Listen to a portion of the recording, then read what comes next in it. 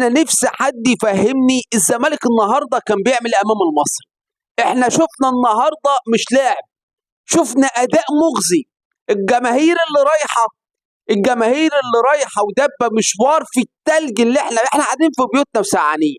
امال بقى الجماهير اللي عماله تشجع في التلج ده تعمل ايه؟ النهارده شفنا اداء مغزي من كل اللعيبه. جايبين لي شيكو بانزا، كابتن علي محمد علي بيقول لك ايه؟ بيقول لك ده محتاج يتعمل له ضبط مصر. يا حبيبنا ده محتاج يتعمل له سوفت. شيكو بانزا ده محتاج يتعمل له سوفت من اول وجديد. اخوان الفينا بيزيرو ده عاوز تحط بقى ايه؟ تحت الشمس شويه، ما عرف حاجه غلط.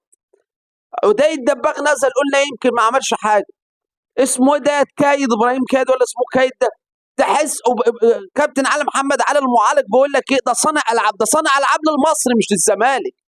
هو بيصنع العاب للفريق الخصم مش لفريقه. ما بيصنعش لفريقه حاجه، ده للخصم. مباراه مغزيه، الزمالك بيتعادل امام المصري تعادل سلبي، مباراه مغزيه وكان الله في عون الجماهير.